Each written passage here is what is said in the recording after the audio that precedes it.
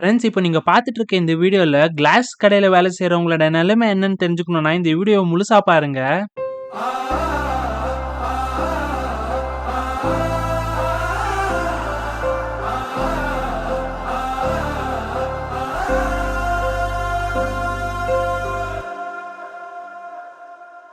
ஏடோ